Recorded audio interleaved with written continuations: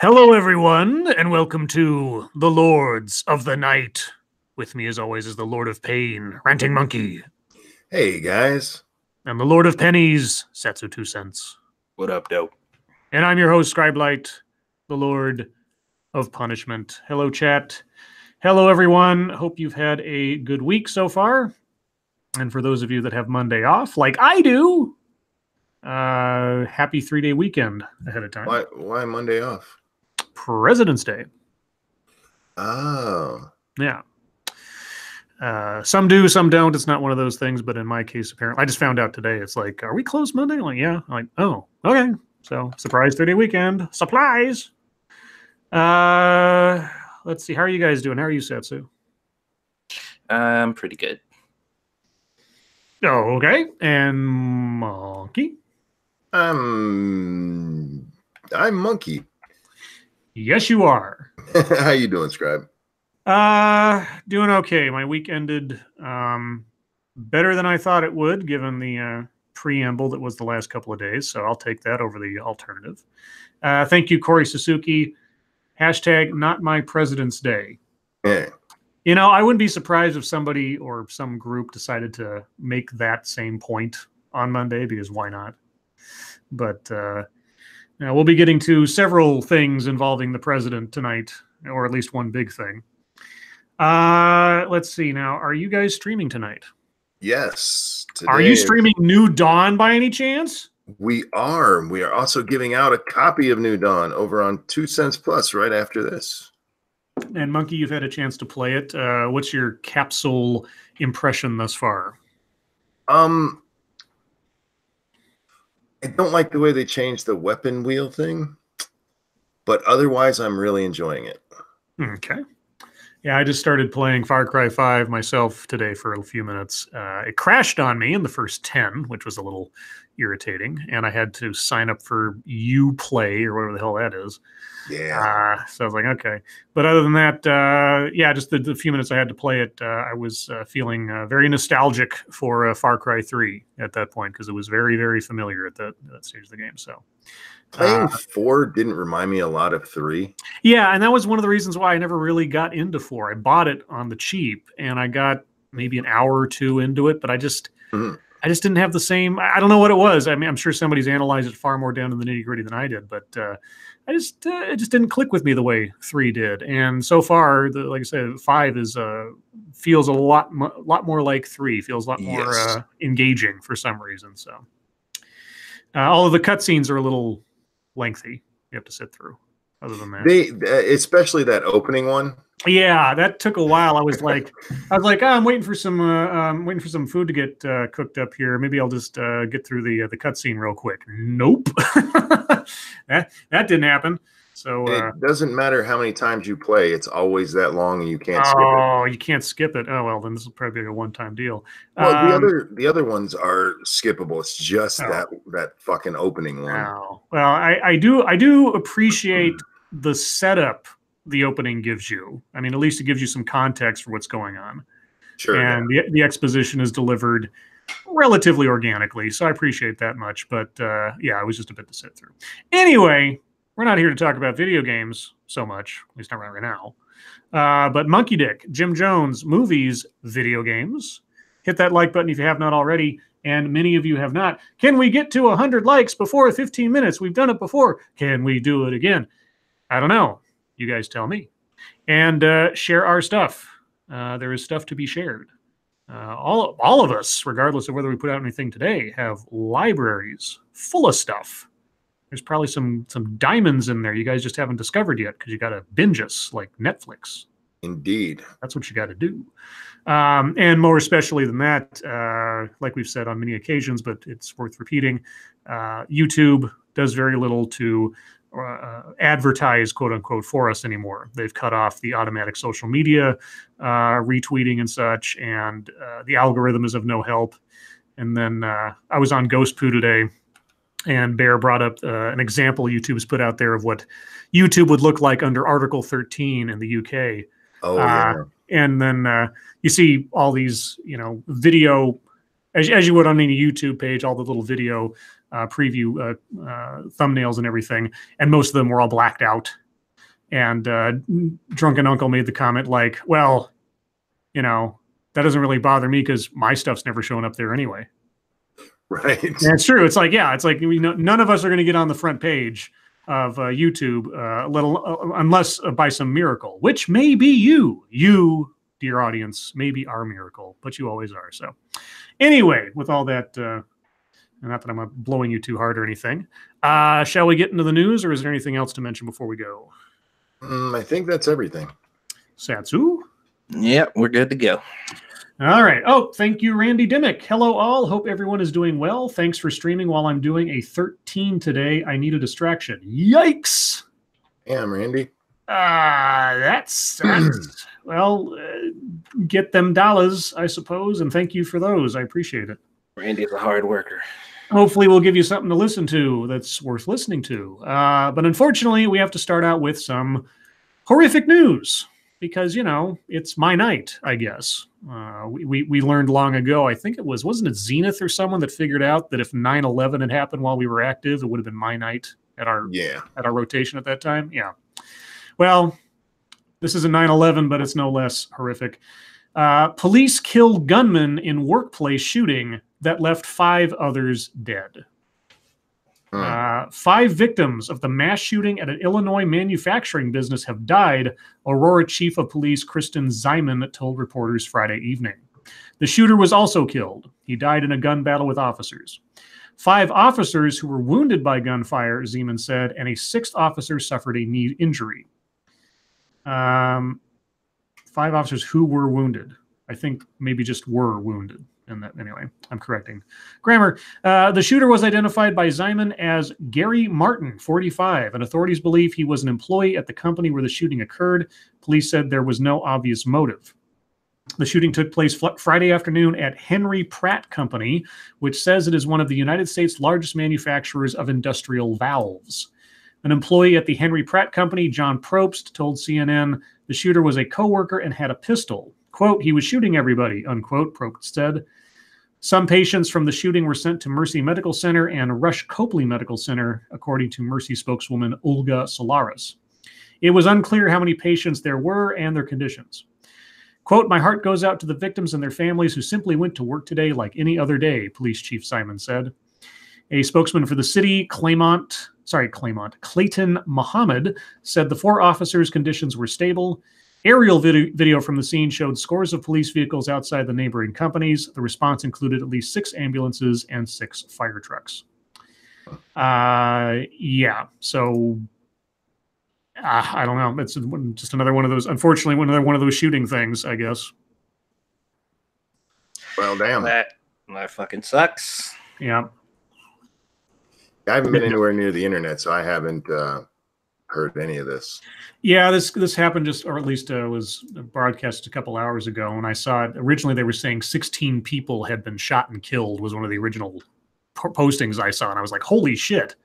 Not that 5 is somehow, a less of a tragedy or something, but I was just, oh, man. Anyway, so there's the horrible, horrible news out of the way. But moving on to the other big news of the day. As you may know, we've apparently avoided a government shutdown. Oh, yeah, I heard something about that.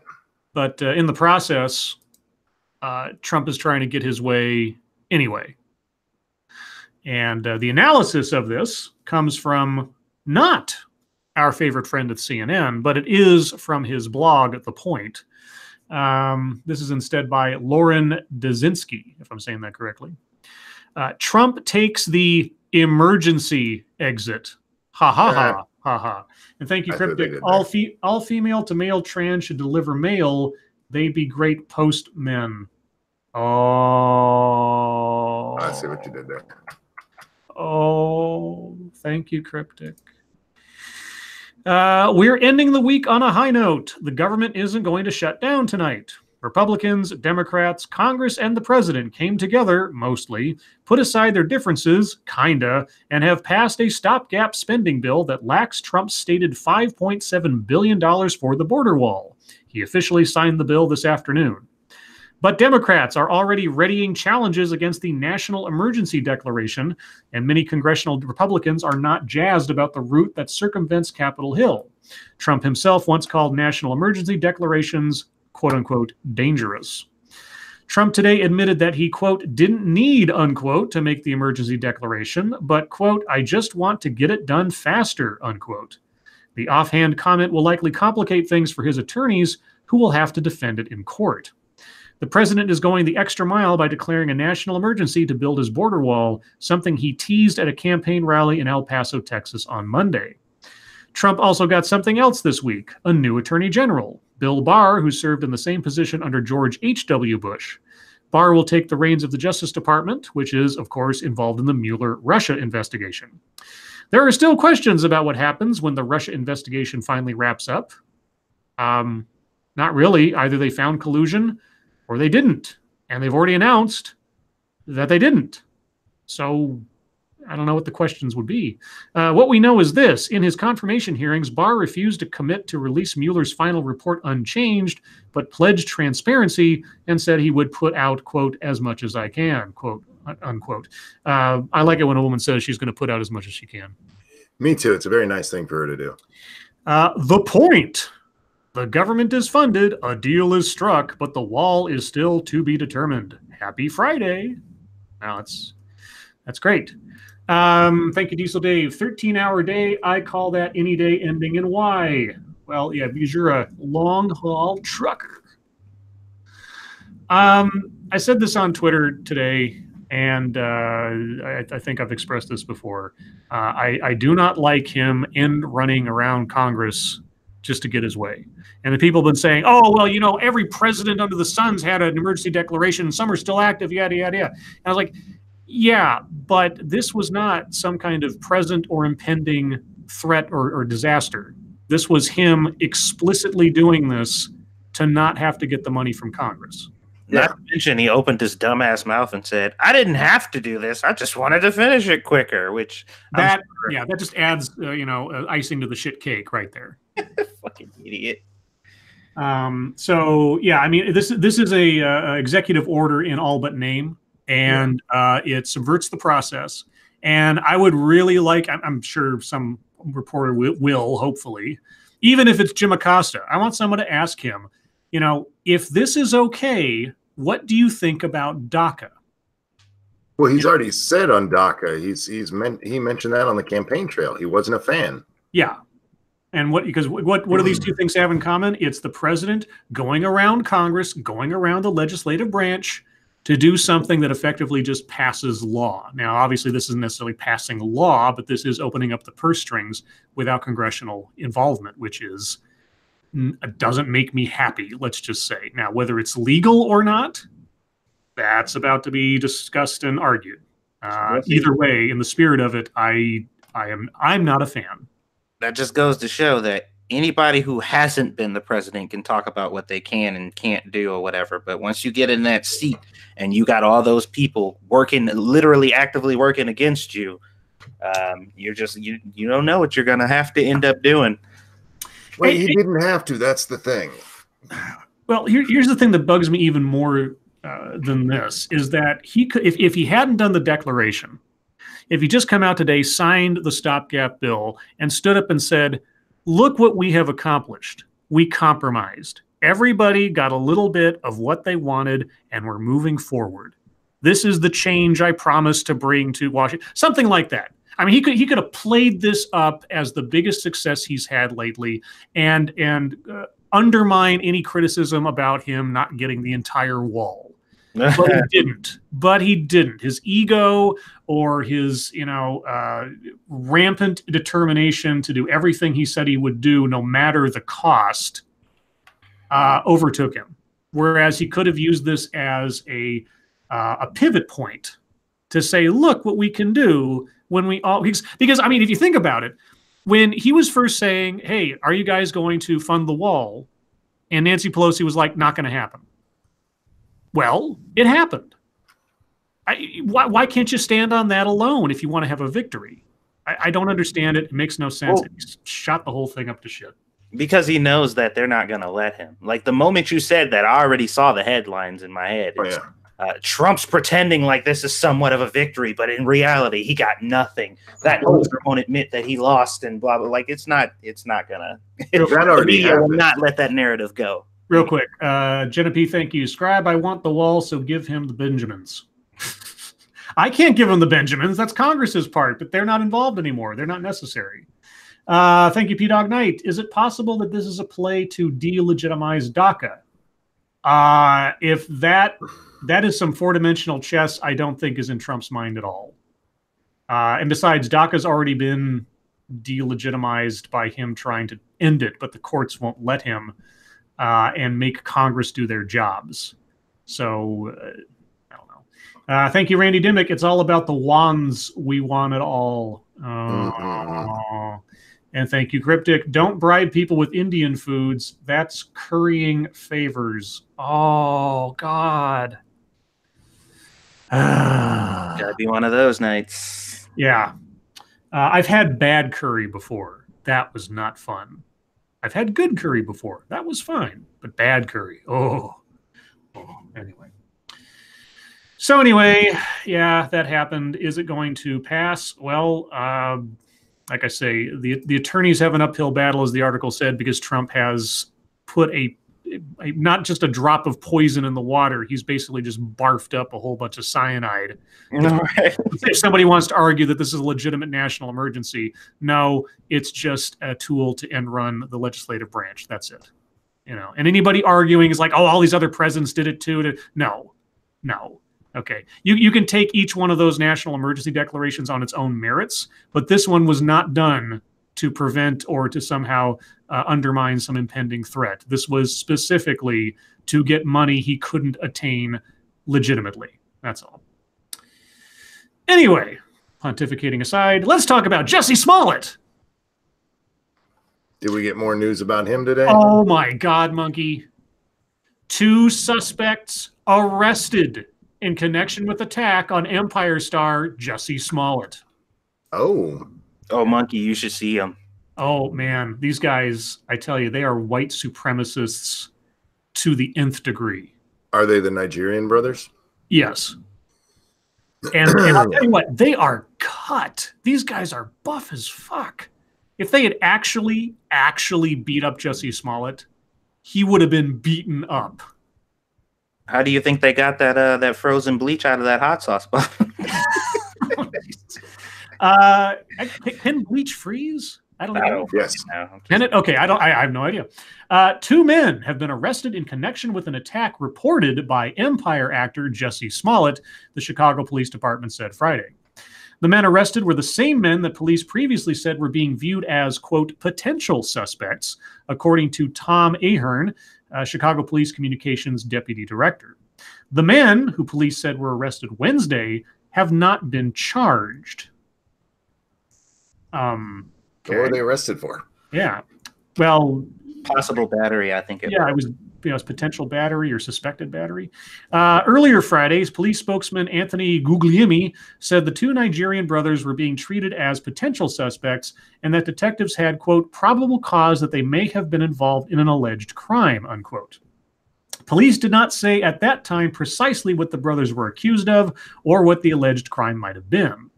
The 2 men being questioned and Smollett had some kind of previous affiliation, a police source told CNN, without providing further detail. Smollett, one of the stars of Empire, told authorities he was attacked early January 29th by 2 men who lobbed racial and homophobic slurs at him. No. 2 white men.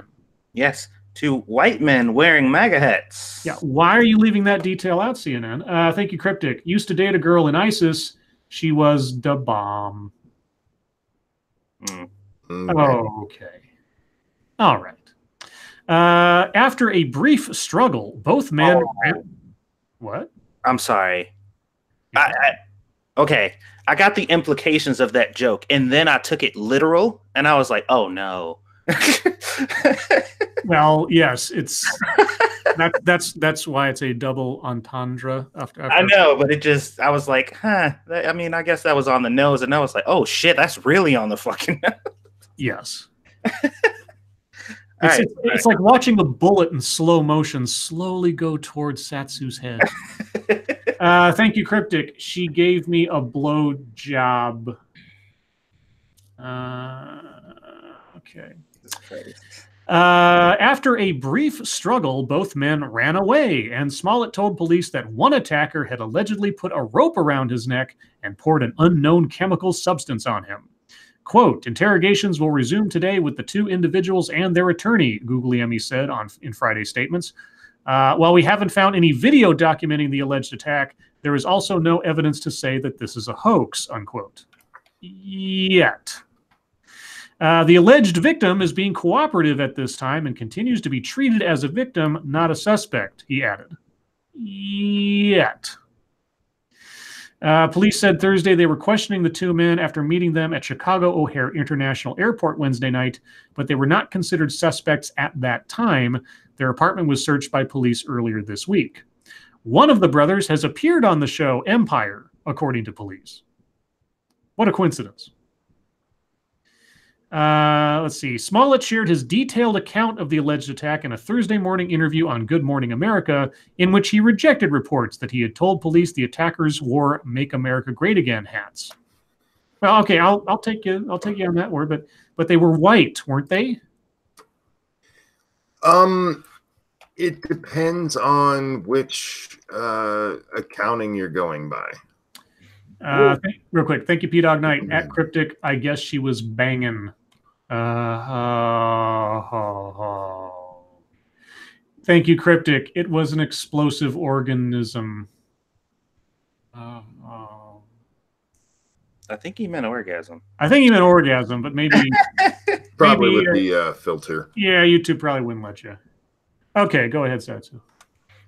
So, okay, where did the whole MAGA thing come from? Which outlet started? Because that was definitely highlighted in several things that I read. Well, it was from the saying. Yeah, he said something to the effect of "This is MAGA country." I think was part of what he said was said, but it wasn't that they were wearing MAGA hats, but they used a reference to MAGA. And I think someone in the media stratosphere or Twitter or something added that detail somewhere. Okay. My other question is, are these guys like are they citizens, or are they under threat because of this of being deported?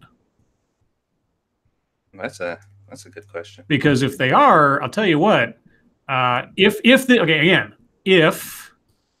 this was some kind of arranged thing, if this was some kind of staged whatever, if these guys are under threat of being arrested and they have anything that might, in that situation, that might put their ability to stay here under threat, I would seriously doubt they would cover for Jesse if he's at all involved in this. Oh, yeah, definitely. I agree. Hey, look, even if they're not under threat, I mean, do you think they're going to go to jail for beating him up when it was his idea? Yeah, probably not. Probably not. Jesse ain't got that much cash. Thank you, Jenna P. Scribbles, don't pick on Sassy. I'm paying to nag you. Well, I'm sorry. Well, you know, I won't throw you under the bus like some people I know. No, I'm kidding. Yeah, at this point, Jesse can't do anything about this at all. He's stuck. If he was involved in this, if this was some kind of staged thing, whatever, yeah, it's just a matter of time, because these guys, unless they took it upon themselves to just track him down and beat him up and do these very specific things to him on a 30-degree below night in the middle of Chicago and know exactly where he was, and just happened to have been on the show that he was on in the first place, yeah, they have absolutely no reason not to turn on him. Well, the interesting part is, if these guys were indeed the people who attacked him, it doesn't matter. It doesn't matter if it was genuine, if they did it like if it was an actual attack on him. The narrative is still shattered, because the narrative is Trump's America and white racists attacking gay black people because they're gay and black. That was the narrative, and that's been the narrative this whole time. Is look what Trump's America has breeded white people walking around attacking black gay people for specifically those reasons. That's That's gone now. Yeah, and you know, people like, oh, and we were talking the other night about what the options anybody who was supporting Jesse could have in responding to it if it turns out to be all fake. And one of them was, well, you know, this might not have happened, but this is still something we need to discuss. This is still a problem that needs to be discussed. It's like, yeah, it's a problem because people like this keep adding to it falsely. You know, it's not to say that this stuff doesn't happen, but it certainly doesn't help the situation if you've got people adding deceptive fuel to the fire on the whole situation and calling and making excuses for calling innocent people racists or homophobes because they're skeptical or because they ask questions or anything else. Mm-hmm. I mean, it's the same thing with like false rape claims. You know, you're not helping someone who's actually been attacked if they feel like coming forward with testimony is going to be shunned or thought of as a big hoax or something else because you're adding to the notion that they can be hoaxes. Don't do it. And they play it off like they're trying to help, but they're just fueling the fucking rhetoric. Thank you, Nuggets Monies. Appreciate it. Thank you. And thank you, Cryptic. Shout out to my grandma. That's how she can hear. Oh, I like that one. Thank you, Randy Dimmick. Keep paying Scribe that stripper monies. I'm a stripper now? Or are you giving me money to get a stripper? Because I dated one briefly. She gave me her number.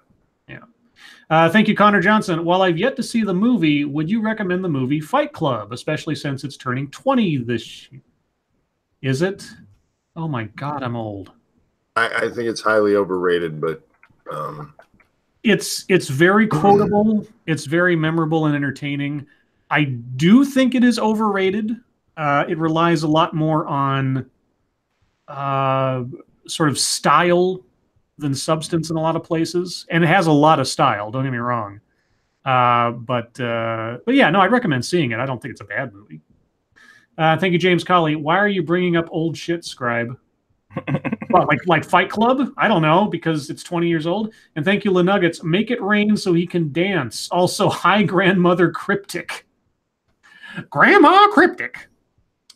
So you're sitting out on the porch, like mumbling bad jokes to people as they walk by. Hey, James, he brought up old shit and didn't even remember what it was. That's right. I don't even remember what old shit. I mean, I bring up old shit all the time. It's all I know. You know, any reference I make is old shit at this point because, you know, that's where I lived. That's where I grew up. Well, essentially, you referenced him throwing me under the bus by throwing him under the bus and then added insult to injury by forgetting you threw him under the bus. So, yeah, what he said. That sounds like an episode of Game of Thrones. And the last story I've got, Colin Kaepernick and Eric Reed settle grievances with NFL in collusion case. I think this might be the only case of proven collusion we'll have this year. Right. Or at least, you know, sidewise admitted, because, you know, I'm sure nothing was publicly admitted to, but they settled, which means somebody was either not willing to keep it going or didn't want it to make it a bigger deal than it was.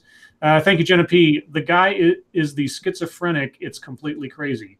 Are you talking about Jesse? Or I don't know. Or are you talking about Fight Club? Because then you just like ruin the movie. Let's see. The grievances filed by former San Francisco 49ers quarterback Colin Kaepernick and Carolina Panthers safety Eric Reed against the NFL have reached a resolution. Attorney Mark Garagos broke the news on Friday via Twitter. Quote, for the past several months, counsel for Mr. Kaepernick and Mr. Reed have engaged in an ongoing dialogue with representatives of the NFL. As a result of those discussions, the parties have decided to resolve the pending grievances. The resolution of this matter is subject to a confidentiality agreement, so there will be no further comment by any party. So gag order. Of course. We'll never find out how much they were given. It's probably a lot, without any admission of fault, etc. I wonder if it was $20 million. Maybe he can like go play for the AAF now and just take no fee. Wouldn't that be something? I doubt it was that much because yeah, he's basically filing, "Hey, you have to hire me," and that's yeah. Yahoo Sports' Charles Robinson added that sources previously told him Kaepernick would not withdraw his grievance unless a quote lucrative settlement was agreed upon. It's not clear what type of financial settlement may have been reached because, as Garagos noted, the matter is subject to a confidentiality agreement. Kaepernick filed the collusion grievance against the NFL back in October 2017, and my phone is beeping at me. Please don't tell me that something's going wrong at work, otherwise I have to leave. And things are fine. Good. Back in October 2017, accusing teams around the league of uniting to deny the quarterback's, quote, employment rights in retaliation for Mr. Kaepernick's leadership and advocacy for equality and social justice and his bringing awareness to peculiar institutions still undermining racial equality in the United States. Peculiar? That's such a weird word to use. What do you mean they're peculiar? It's a peculiar word to use. Yeah, it is. The former San Francisco star was the first player to participate in a protest against racial injustice and police violence back in 2016. He initially opted to protest by sitting during the national anthem. Yeah, that wasn't throwing a tantrum over a contract dispute. That was just sitting and protesting. But ultimately, that was a protest. He was protesting his contract, but ultimately settled on taking a knee after consulting with an Army veteran.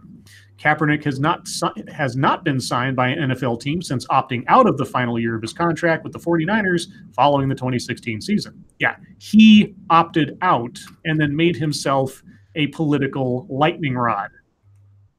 He made these choices. And he still worked like a charm. He did. He's getting paid the big fucking bucks for doing nothing. Oh yeah. I mean, that is the American dream right there, you know? Reed, meanwhile, filed a collusion grievance months later in May 2018. He also called out NFL owners on social media in March 2018. Reed had a grievance against the Cincinnati Bengals. Reed had a grievance against the Cincinnati Bengals denied last October, after an arbiter ruled owner Mike Brown and company were within their right to ask the free agent if he intended to continue his protest. Cincinnati did not sign the defensive back after meeting with him. Reed remained unemployed until signing a one-year deal with the Carolina Panthers in late September. He recently signed a 3-year, $22 million deal to remain with the Panthers. Poor guy. That contract had Reed feeling optimistic about his chances in the collusion case. Quote, if anything, it proves my point from last year, Reed said. Wait, you got signed with a team, but you say there was collusion to prevent you from getting a job. Maybe I missed something. Thank you, Frosted Glass. Cut to everyone on fire at Scribe's work. Yeah, ha. No. That's not what that little beeping thing every night happens. That's not what that tells me. Excuse me. That contract had, if anything, it proves my point from last year. I didn't sign until a few weeks into the regular season. This year, I signed a more substantial contract over the same time period. I'm the same player. What? But I think what he's trying to say is they were fucking him over last time because he got a much better deal this time around. Right. Okay. Anyway, that seems like backwards logic to me, but what do I know? That's all the stories I had. Did you guys have anything? No, I hadn't even heard those. Satsu? Nah, bruh. Thank you, Chicago Mike. NFL was colluding. They realized that Kaepernick was a bad quarterback. Oh. Well, I'm not a football enthusiast, so I don't know. But Monkeys, how'd you classify him before? I mean, if you had to be fair about his abilities, he's a third stringer at best. And that's not an insult. I mean, a third string quarterback for the NFL, that's still one of the best in the world. But third stringers, there's a lot of third stringers. I just don't understand why they would settle. I'd have taken his ass to court because he could have gone and played anywhere. He could have went and played for the Lingerie League. Oh, God. And we got 100 likes. Yay. Thanks, guys. Yay, 100 likes. Let's see, guys. Then we'll move on to MSS News. If you have news stories you'd like us to read on the air, please send them to us via Twitter using the hashtag MSS News. Can't promise we'll get to them all, but that's because of James Colley. Oh. Thank you, Cryptic. What do you call fake citrus pulp fiction? Oh. Wait a minute. Yeah, okay, I get it. I get it, but nah. A little bit of a stretch on that one. Let's see. This one comes from Pincalo, the Driving Ape Man. He says, say the title 3 times fast. Okay. Hammered hubby leaves wife in hot tub of horror. Hammered hubby leaves wife in hot tub of horror. Hammered hubby leaves wife in hot tub of horror. That's Why do you do that? Well, let's find out. A hammered husband is accused of trapping his terrified wife inside the family hot tub where she drowned. Great. Cops arrested Eric Huska, 58, of Chicago, after surveillance video revealed he closed the lid over his 57-year-old wife, Laura.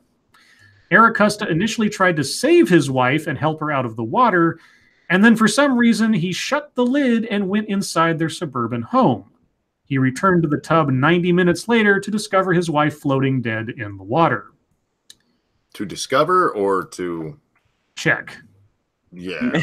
Yeah. Discover seems like the wrong word there. Like he was just like, I need to save what my happened wife, to her? This is a good opportunity for science. The duo had been enjoying a soak and some drinks on Saturday night when the party went off the rails.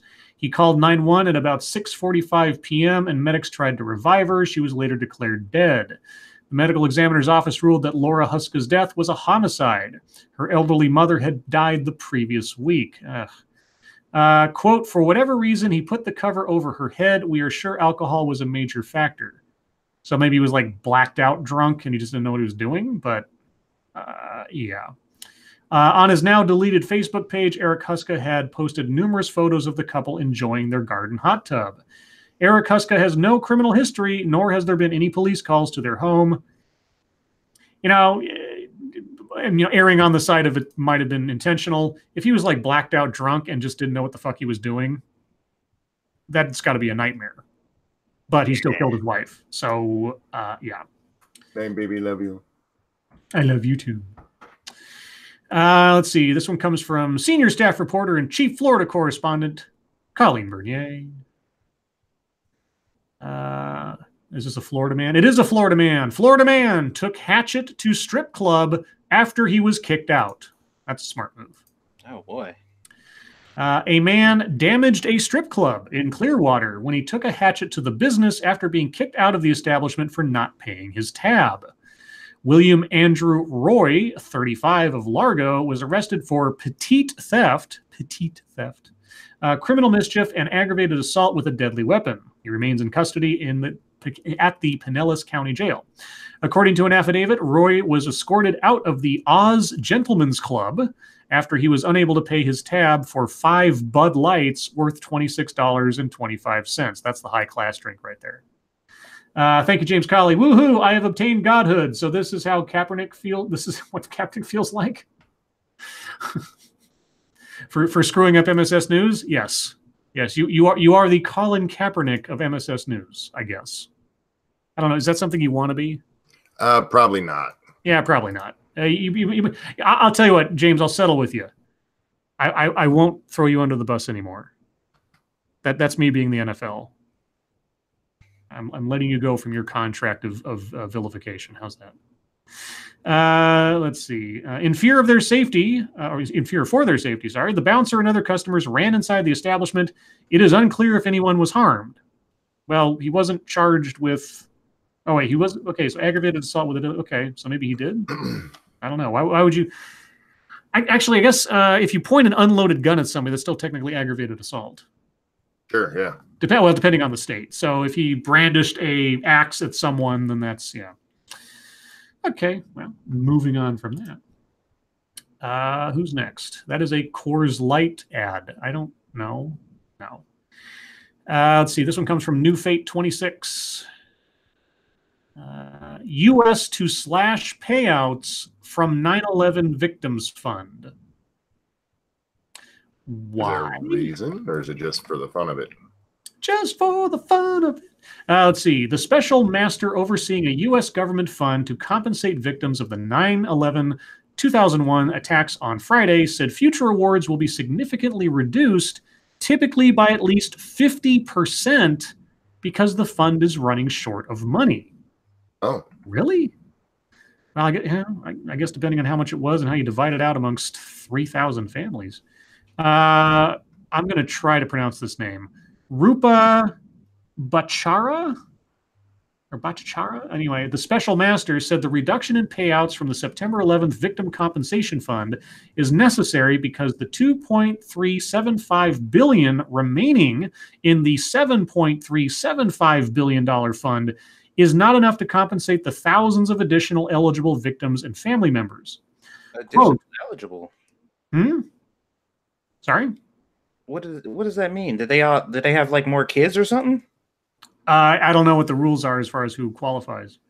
I was about to say, well, I was wondering, like, how do you become eligible after the fact? Well, you have to be a certified family member of one of the victims and or, a dependent, I assume. Huh. That's my guess. Thank you, Cryptic. I quit cycling. It was tiresome. And we know that you're not from the U.S. because you used a Y. It's still a bad joke. Thank you, James Colley. Do I get to keep oppression points earned? Yes. All the oppression points. You get 1 million oppression points. Well, at least Lords of the Night oppression points. I can't speak for the rest of the world. And you have more than anyone else because that's the first time I think I've ever said those words before. So, James Colley, oppression king.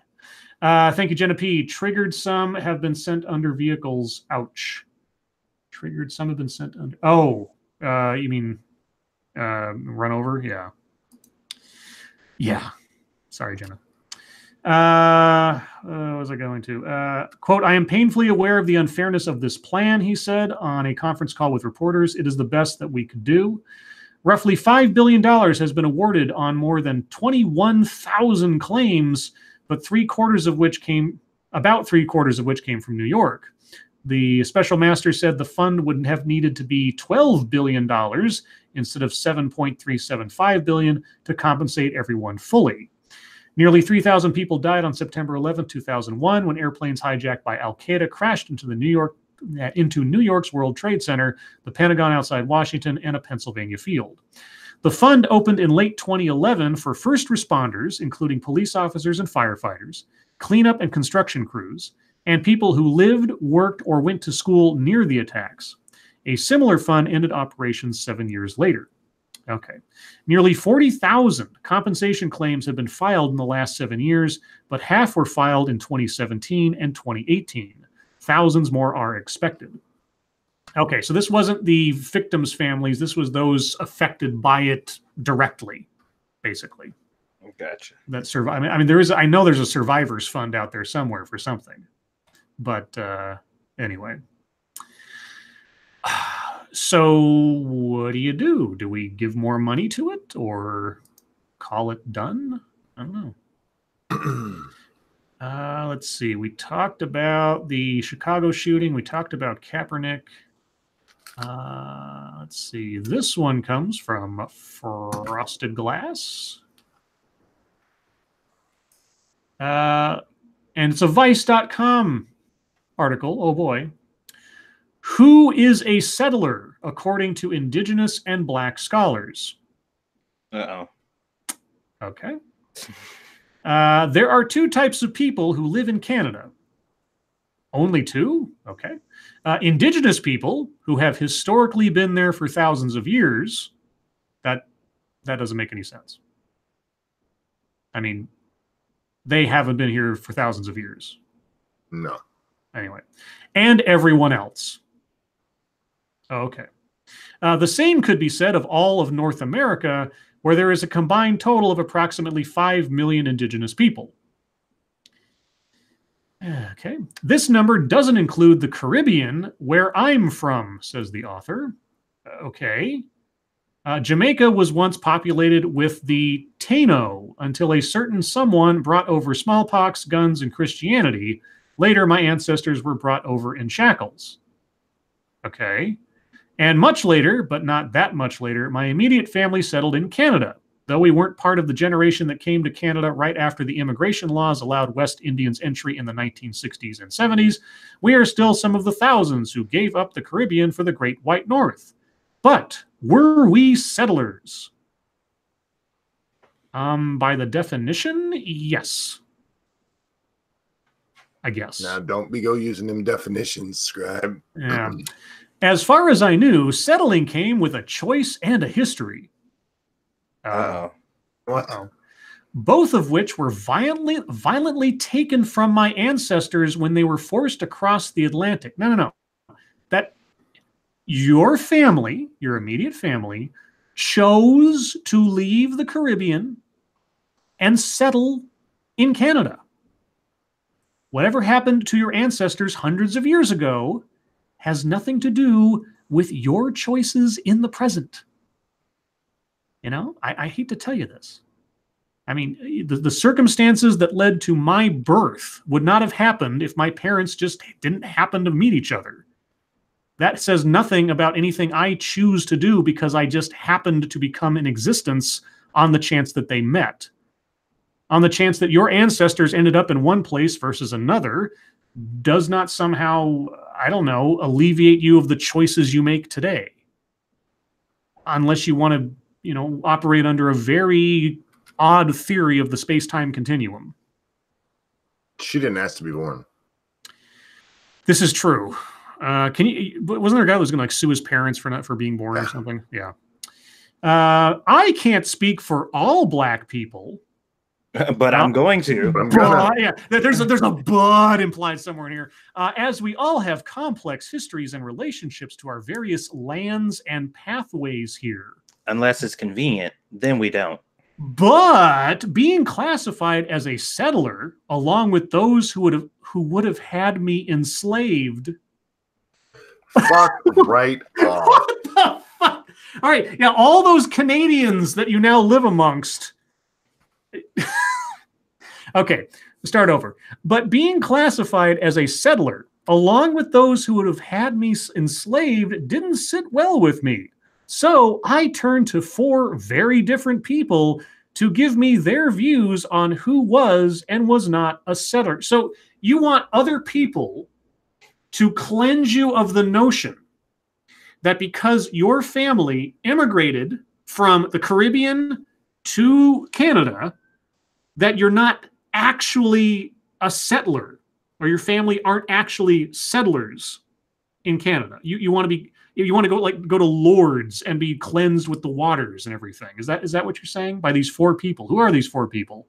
Bob Joseph. Bob doesn't look like unless it's Roberta or something. Author of 21 Things You May Not Know About the Indian Act. Okay. I love it. So in the questionnaire, when you get to the point where it's like they're asking the questions of these people, you know how it goes, like it shows the name of the person who's asking the question in bold and it goes to the person who's answering. Yeah. So the person asking the question, it's not the author. No, it just says Vice. Are you guys there? I'm here. Okay. Everybody's really quiet. I was like, did I get cut off? I'm just... Vice is the person who... Keep going. All I'm saying is that the person who's writing this article isn't taking responsibility, apparently, for asking these questions in her own article. She's like pushing it off onto Vice, which is kind of symbolic, I guess. Vice says, how do you define settlers? Bob Joseph, when I think about settlers, there are those who came over here because their colonial governments back home said, hey, there's all this free land over here. If you want to make a move, it's a land of opportunity. You can take it up for free or buy it. That certainly is a Canadian experience. Different jurisdictions, like, you know what? I don't care. This lady's like a sense of self-esteem over the concept of being a settler and how that makes her evil, or she doesn't want to be classified amongst all the white slavers around her. Jesus Christ. I don't know. I don't get it. People really have to dig for reasons to be offended at something, you know? They don't have to. They do. Yeah. But isn't it more, doesn't that say more about how good someone has it if they have to reach back into the mists of time to find a reason to feel like they're being oppressed by a word that they are imparting upon themselves, or they might be considered to be a settler. Oh, that means I'm a colonialist. That means I'm one of the bad people. No, cleanse me. Anyway, moving on. Let's see. Okay, so this one is posted to us from Angry Wife, Illinois. I'm assuming, or IL. But it's a video, and I can't play the videos. It's referring to Ocasio-Cortez's Amazon failure. So, yeah, I mean, we talked about the fact that, you know, they were all cheering, oh, Amazon's not coming to our city. Yay, this is a big victory for the neighborhood or something.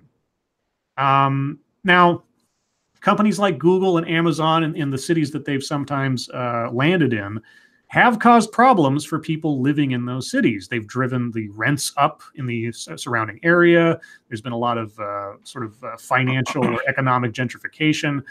I'm not saying that, you know, an Amazon emplacement in a particular part of the world is 100% a good thing.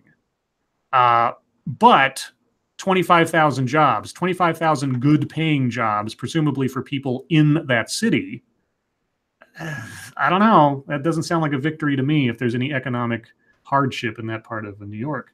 Thank you, Ethan Long. Nobody exists on purpose. Nobody belongs anywhere. Everyone is going to die. Come watch TV. That's what I do. You know? I did see Miss Cortez today said that she really didn't have anything to do with it. Oh, now she's distancing herself from it? She is, yeah. Oh, interesting. Okay. Yes, I claim this victory as mine until that might be a bad thing, and now it's like, nah, that wasn't me. Let's see. This one comes from George Mason. Good old George. Speaking of AOC, Alexandria Ocasio-Cortez faces questions after her boyfriend gets a congressional email account. Huh? You know, it continues to boggle me how email is the Achilles heel of every politician. You know, between Hillary and John Podesta and now AOC, the emails are just dangerous. Representative Alexandria Ocasio-Cortez is facing ethics questions after revelations the freshman lawmaker's office gave her boyfriend a congressional email account. The Democratic Socialist waded into the issue in response to a tweet alleging boyfriend Riley Roberts, oh God, I said Riley and I was like, oh no, Riley Roberts had been put on staff. The tweet included a screenshot of an official House email address. Ocasio-Cortez insisted that he was only given the email account so he could access her calendar. Her G calendar, by the way. Not just her calendar, her G calendar. What's her G calendar? Your Google calendar. Oh. Quote, actually, this calendar designation is a permission so he can have access to my Google Calendar. Congressional spouses get G-Cal access all the time, Ocasio-Cortez wrote. He's not a spouse. After political consultant Luke Thompson tweeted the picture showing Roberts having an official account like other staffers on the Hill. Quote, next time, check your facts before you tweet nonsense, unquote. Asked about the arrangement, David O'Boyle, the spokesperson for the Office of the Chief Administrative Officer, told Fox News, quote, from time to time, at the request of members, spouses and partners are provided House email accounts for the purposes of viewing the member's calendar, unquote. Okay. But Jason Chaffetz, former chairman of the House Oversight Committee, said Ocasio-Cortez's claims don't stack up. Quote, it's totally naive and inappropriate. You wouldn't allow it in most companies, let alone the House of Representatives. There should be real consequences. Well, but if the Office of the Chief Administrative Officer said it's okay, then I guess it's okay. I mean, it sounded weird to me, but if he's not saying it's bad, then what do I know? So there you go. I don't know if I'd give it out to just like your boyfriend or something, but who knows? I have a problem with this because maybe I don't understand how Congress works, but her G calendar shouldn't be part of her congressional email account. Yeah, I don't know how it works either. They're talking about it as though it's a relatively common practice. So, we'll do one more. This one comes from Top Ramen Lewis. Okay, if it'll come up. Come on, you can turn that single gear, internet. Come on. Okay, Don Lemon to Howard Schultz. It is not okay to say I don't see color in 2019. Oh, shut up. Really? Okay. CNN's Don Lemon called Starbucks founder and potential independent presidential candidate Howard Schultz, quote, completely out of touch, unquote, for saying he doesn't see color. Lemon was flabbergasted at this, quote, so-called colorblind ideology, unquote. Really? Well, you might want to consult with Martin Luther King Jr. I'm just saying, you might want to consult with Martin Luther King Jr. on the concept. Just saying. No, Scribe, it's not okay. And wondered what it tells us how Schultz really feels about race. Well, Schultz wants us all to race together. Didn't you see the campaign at Starbucks a couple of years ago? That was a rousing success. Quote, is this the right way to answer a question about racial profiling? Lemon teased the segment. Quote, a lot of people don't think so. How much is a lot, Don? Is Howard Schultz completely out of touch? Question mark. I don't know, Don. Why don't you speak for everyone in the country and tell us? Schultz said at a CNN-hosted town hall Tuesday night, quote, I didn't see color as a young boy, and I honestly don't see color now, unquote. Quote, listen, I was getting ready for the show last night, and when he said that, I was like, oh, ow, that's going to leave a mark, Lemon said Wednesday. Why would that leave a mark? Because you're supposed to see color. You need to treat Negroes like Negroes and Asians like Asians. Like, that's important. They're different for a reason, monkey. Quote, what is this so-called colorblind ideology? And what does it tell us about Howard Schultz and his views on race?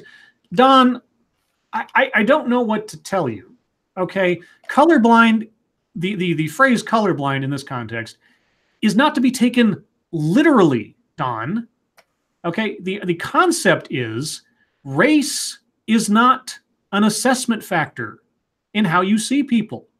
Just like hair color, eye color, it does not determine anything about a person.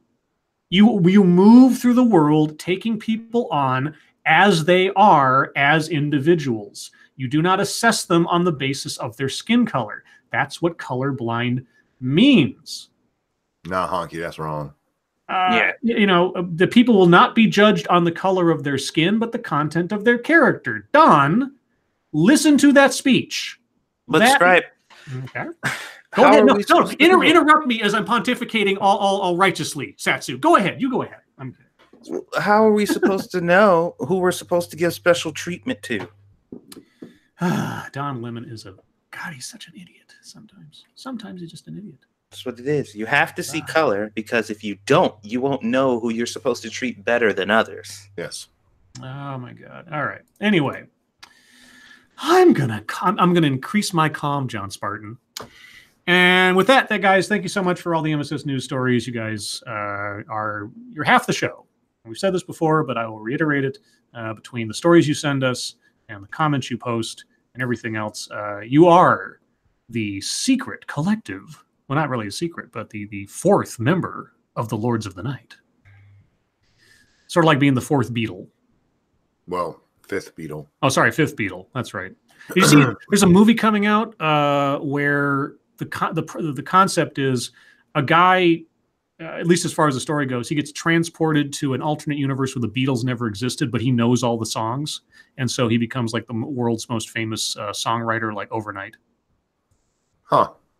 It's an interesting idea, because I've always thought the one thing, and this is complete tangent, I know, but I always had a notion like, what if you could take some of the best modern music from today back to like the 50s or something, and see how people would react to like something that we consider now like a real masterpiece, effectively, that's never been heard before, and see what they would think about it back then. I just thought that'd be an interesting concept. But anyway. They'd probably burn you alive. Probably, yeah. Probably the devil's music. Anyway, so all that aside, let's go on to YouTube time. Satsu, what did you work on today? Well, they released the DLC for Resident Evil. Okay. The Ghost Survivors. It's basically a series of what-if scenarios based on the characters that died in Resident Evil 2. They gave them some side scenarios that displayed a situation where they did not die, and you got to play through those. So the mayor's daughter, the chick who fucking Chief Irons was trying to turn into a stuffed doll. Go ahead, you can get your. Oh, sorry, yeah, I was about. You ruined it. I was trying to interrupt you, and you politely stopped. Satsu, I'm throwing you under the bus. Thank you, Gulf City Johnny Blaze, very much. Interrupt Scribe. Wait a minute. Well, here's some cash for more alcohol. AHBW. Okay, I'm obviously a square. I don't know what that means. I don't know that either. Okay. Please clarify, Gulf City. I don't want to leave anything off. Thank you, P-Dog Knight. You mean like, come on, Eileen, Scribe? Sure. Something that, is very catchy and famous now. Take it back to a time before, they would have heard it and see what they think. I always think of the 50s because of Back to the Future. Like that'd be like sort of like the place to take something that we like today, or even the 80s. Like take some of this neo 80s stuff that's being produced today and take it back to the 80s and see if it would be as popular. Because some of these songs that I hear out of the 80s retro wave, I think to myself, if any of these things came out back then when there was radio play and not the internet, these things would probably be international hits because some of them are so good. What did Weibo say? Send memes. You mean like Memory Holiday? What? Memes? Did she forget a letter? Yeah, of course she forgets a letter because she's Weibo. Thank you, Diesel Dave. Well, fuck, I've missed half the show. Well, why'd you do that? Okay. Continue, Satsu. So the ghost, what's its? The Ghost Survivors is what it's called. And as I said, the fucking chief of police was, for some reason, after the mayor's daughter died, he tried to turn her, because he does taxidermy or whatever, and he was going to make her his new best work. So you get to escape from the place as her. You get to play as Kendo, the gun shop owner. After his daughter dies, the lost member of Hunk's team from the in the sewers after they got the G virus, and the police officer, the very first police officer you meet who dies in the gas station. You get to play as him in like a kind of survival mode, and it was cool. They were really short, but it was free DLC. Oh, okay. I was going to ask you how much it cost. Yeah, that's neat. Are there going to be another like expansions or anything, or is that pretty much it? This is the only thing that they've announced, and I don't complain about free. Some people are disappointed because they're like, oh, it's so short, and it's like it's fucking free, man. Yeah, exactly. It's free stuff, and speedrunners are losing their shit because they're like 4 new modes to fucking compete with other people for. So, yeah. I had it clarified to me that meant all hail Blue Whale. Oh, gotcha. Oh, yeah. That makes sense. Okay. Monkey, what have you been up to? Let's see, I excuse me, I did a monkey in the morning, and then I slept, and then I played some New Dawn, and then I slept, and then I played a little bit more New Dawn, and now I'm here. So have you conquered the post-apocalypse yet? Oh no, this is a long game. This isn't free DLC. Yeah, no shit. How much is it anyway? It's $40. Okay, so it's not as much as a full price game, but still, that's not cheap. Yes, yeah, it's like mid-range game. So yeah. Have they done any estimates of like how much, like if you just played the game straight through, how much game time you get out of it? They said about 10 hours if you're casually doing side quests. If you ignore the side quests, probably 8. Okay, yeah, well, $40. That's not bad. That's $5 an hour. That ain't bad at all. Let's see. So today I recorded the audio and got the video ready for assembly of my next TEDx talk deal. So if I get really, really industrious, I might have it done tomorrow, but I have family stuff tomorrow, so probably not. Maybe Sunday, and of course, since I have Monday off, I might give myself some extra time, so it might be out Sunday or Monday, I'm guessing. I was also on the Ghost Poo podcast this afternoon. I thought I wouldn't be able to make it because of work stuff, but thankfully that all kind of faded away in time, and so I was on there with Bear and Drunkle and Viper, and we talked about the news a little bit.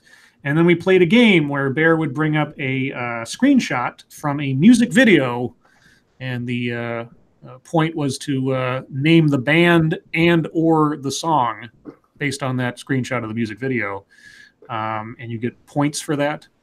And I swear to God, on more than one occasion, I was the first one to answer, but because of the overlap and two people talking at once over Hangouts or whatever, sometimes Drunkle kept winning. So I was cheated out of at least 4 or 5 points, I think. So anyway, not that I'm bitter or anything, but yeah, that was fun. And yeah, that's pretty much all I've got going on right now. I'm still mulling over this vampire RPG game. Yeah, that's all I'll say. I won't go into it much more than that. I'm still thinking about it. So yeah, how about on to fucketry time? Let me check mine real quick because I usually have much fewer items than you guys do. Where was it? Oh, I talked about the emergency declaration quite a bit. Let's see, what was the other thing? There was something else. Oh yeah, so this guy. There was a guy. This is a story out of the Washington Post. In summary, on Valentine's Day, a guy decided to, quote unquote, conduct an experiment. He said he was going to go to an Outback Steakhouse alone and pretend as though he was being stood up to see if they would comp his meal. Oh, how'd that work out? Well, he was there for some, I guess maybe a couple hours or something, and the restaurant didn't comp his meal, but two people who apparently had observed him looking all sad and forlorn sitting there paid for his meal. Two good Samaritans paid for his meal, like, I'm sorry, everything, we'll cover it. Now, did this guy stop them and say, I appreciate that, but I was just trying to see if there were any nice people out there? Hell no. No. He had them pay for his meal. And then in order to, secure his karma, he donated $50 to a charity, about what they would have had to pay for his meal. I'm like, no, that's not how that works. First off, you went there to con the restaurant. Yeah. And then you conned an innocent couple who were doing a nice thing for you, but you didn't stop them to tell them that this was just being run as sort of an experiment and prevent them from paying for your meal. You still took their money. They're still out however many dollars they paid for your meal. Your karma isn't secured by throwing $50 at a charity. You're a con man. You're a jerk. And people are like, oh my God, this is so amazing. Like, amazing how? What, you show that people can be nice? Yeah, you took advantage of them. Good for you. What a winner. Yeah, what you should have done, like you said, thank you. This was just an experiment to see if somebody would. I appreciate it, but please keep your money. Yeah. I mean, it's not like you're out the money or something. Sorry? Well, I was saying, especially if you were just going to donate it anyway, like that. Yeah. I mean, and people are giving this guy all these comments of accolades and all this other stuff. I'm like, fuck this guy. Right. You're a bad person and a bad con man. And the other thing was this headline from the New York Times. I'm not going to read the story because the blurb says it all. In recent decades, it has become a custom for presidents to authorize their doctors to provide detailed findings after checkups. But the memorandum released 6 days after President Trump's exam was sparse. Oh. And I said, custom does not equal law. I can't count how many times I've seen Trump isn't doing, insert tradition, the way most other presidents do. And what? Is this still meant to be shocking to us at this point? And if he doesn't have to do a thing, he doesn't have to do a thing. I'm getting shit. I'd like to be a delivery boy at these people's houses because I'd like, yeah, it's customary to tip, so you have to, right? Yeah. You're absolutely going to because it's apparently customary. Like, no, shut the fuck up. Anyway, that's all my internet fucketry for today. Satsu. I didn't get into really anything today. What? I did see some stuff. I've been following some of the stuff that's been going on with the Jussie Smollett thing, and as I said, even though this thing has not been proven to be a total, hoax, people are already, kind of hand waving the situation. Mm-hmm. And just like, well, I didn't really care that much about it anyway. Right. Uh-huh. Uh-huh. Is that why you posted like 64 times and call everybody a piece of shit who commented and didn't say that it's automatically true? Because you didn't care about it. Oh boy. Yeah. But that's kind of the only real thing that I've been paying, because like political shit, I care about it to the extent that we talk about it on Lords of the Night, and I'm like, wow, that's interesting. But outside of that, I'm just like, I don't care.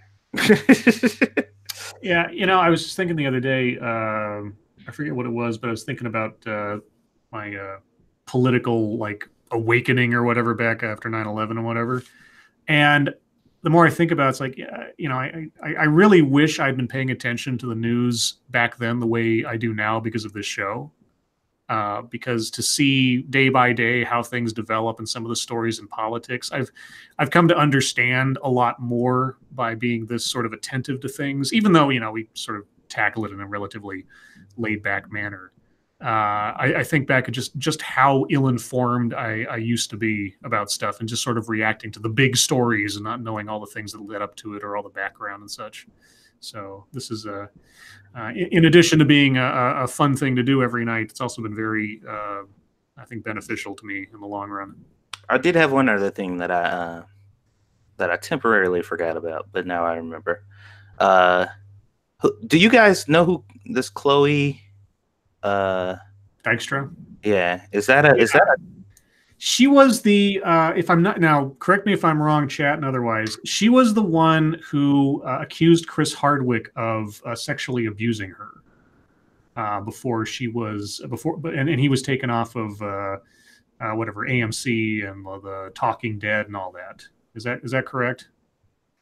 Sure. Chat will tell me if I'm right or wrong. I believe that is her, and I forget what her claim to fame is otherwise. I know she was either a model or something, or maybe still is, but that is my reference for who she is. Well, she's also been railing against that Vic guy, the voice actor dude or whatever. Right. She put up a post today that said, "I'll be honest, years ago I used to make fun of SJWs, but I also turned a blind eye to the things that were happening around me." She said, "SJWs are the reason women got to vote. SJWs are the reason racial segregation ended. MLK was a SJW. SJWs fight for human rights for those who don't have them." And she said, if you want to make fun of SJWs, go ahead, but imagine a world where no one fought for minorities or women or the right to be with whoever you want to love, regardless of gender. That world kind of horribly sucks, doesn't it? And my response to her was that she is mixing activists with SJWs, which are two completely different individuals. And one of the things that she said that kind of annoyed me was like, I recognize that there are extremists. And I'm like, those are the people you're talking about. Like, SJW is the extremists. Like, there's no extremist sect of SJW. Like that, they are the extremists. And you're talking about them as a whole group and mixing them with actual activists who we support, mind you, who are out here actually doing work, for literal or legitimate, shit. So SJW is somebody who's telling you that their air conditioning at work is sexist, and a activist is actually fighting genuine mistreatment of whatever group they're activisming for. Well, I'd say that there is an extremist side of SJW, and that's probably Antifa. That's probably the most extremist expression of where you can go with social justice thinking. Well, yeah. But outside of that, but you're right. I mean, somebody who's actually trying to make substantive and demonstrable change in things, as in like the civil rights movement, versus, like I said, air conditioning is sexist. Like, yeah, no, these things do not track. Or the Ferguson riots are right up there with the civil rights protests of the '60s. No, that stuff. No. Anyway. Yeah, and one of the comments on here was some dude said, people who regularly make fun of social justice warriors are often born into privilege and couldn't imagine life another way. And I'm like, I wasn't, but there's a difference between what you're talking about and what we are actually talking against. And somebody said, you guys are just a bunch of whiny bitches or something. And she's like, funny. Every comment of people who have a problem with what I said today is from white dudes. And I'm looking through the history here and I'm like, there's a whole lot of not white dudes who have a problem with what you're talking about. So are you just pretending they aren't real? Haven't you seen that? That's become their thing now. If you challenge certain people, it's always how come all the hateful comments from white guys? Yeah, like, right. Bitch, you ain't paying attention to the pictures, are you? I'm like, all of them, every single one. Every single person in here that commented is a white dude. Yep. You just know that, huh? Well, and it's also just a way to dismiss the whole thing as like, I'm not going to pay attention to this because they're not the right color or something. It's just a way to avoid actually having to have a conversation or a debate. Like they always say, we should have a conversation. You don't want a conversation. You want a monologue. That's all it is. Yeah. And what's so funny too is she was actively, for like the first couple hours, actively responding to almost every single person on here. But anybody who looks like they're brown of any way and they said anything bad, she didn't respond to. She didn't anybody who has an avatar that's not a white dude. she went out of her way to dodge them, and I know she saw them because she had to be looking through here because she picked and choose which ones she responded to. Mm-hmm. I fucking hate people like that. Monkey, do you have any fucketry?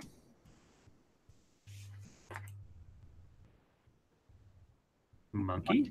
We lost him. Monkey. Oh. Sorry, I had muted myself to eat a peanut butter ball. Well, that's as good an excuse as any, I suppose. I didn't figure you guys wanted to hear it. No, I don't have so much fucketry. It's just one story that I thought was funny. A lot of people thought I was being a little hyperbolic yesterday by accusing Andrew McCabe of treason, or at least conspiracy to commit treason. He came out today and he distanced himself from those statements yesterday real fast. Probably because he understands the scope of a bloodless coup that would be treason. Yeah, he came out and then his spokesperson said this. To clarify, at no time did Mr. McCabe participate in any extended discussions about the use of the 25th Amendment, nor is he aware of any such discussions. Mm-hmm. He was present and participated in a discussion that included a comment by Deputy Attorney General Rosenstein regarding the 25th Amendment. Yeah. No. Now, do you think anyone's going to actually pursue him legally at this point? Do I think Donald Trump would be that petty? No. I'm talking about, okay, not that he should, not that Trump couldn't, but do you think he will? Oh, I have no. He'll either do that or he'll use it as a way to force out Rosenstein. Okay. He should be. He should at the very least be forced to go before Congress and answer questions about this. Mm-hmm.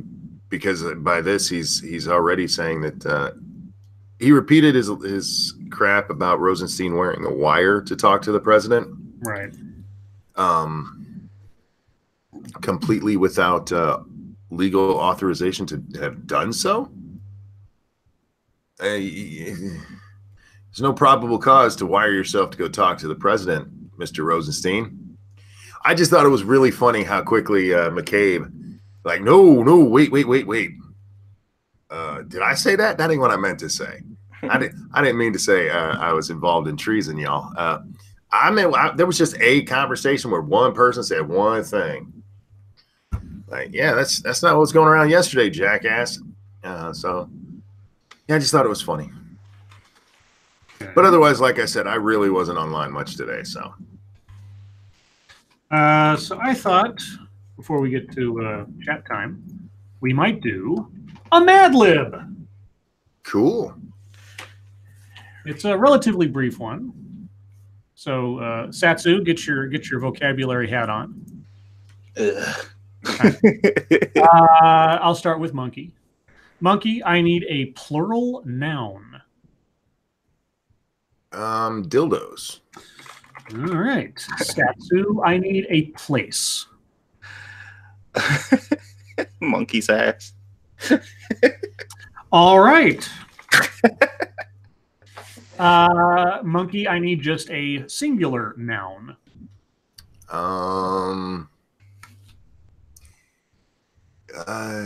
Twat. Okay. Satsu, I need a plural noun. Grenades. Okay. Monkey, I need again just a singular noun. Refrigerator. Okay. Okay. Satsu, I need an adjective. Wet. You're so predictable. Okay. Monkey, I need a verb.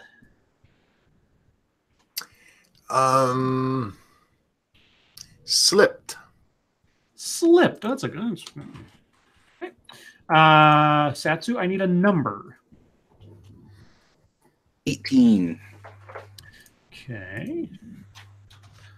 Monkey, I need an adjective.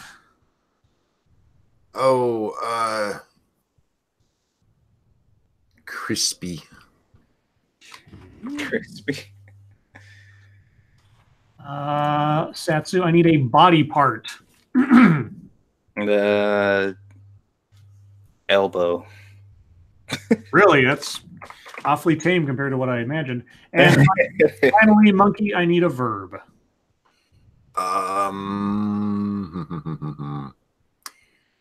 Hump. All right, let's see if this thing does it correctly. This is prologue to Romeo and Juliet. Two dildos, both alike in dignity, in fair monkey's ass, where we lay our scene. From ancient twat break to new mutiny, where civil blood makes civil hands unclean.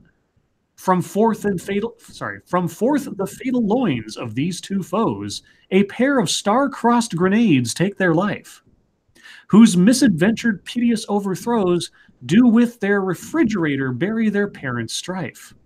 The fearful passage of their wet love and the continuance of their parents' rage, which, but their children's end not could be slipped, is now the 18 hours traffic of our stage. The which, if you with crispy elbow attend, what here shall hump, our toil shall strive to mend. Oh, Crispy elbow. instead of elbow, I should have said weenus. Yeah, probably. Ah. Crispy weenus. So anyway, there is your Mad Lib, everyone.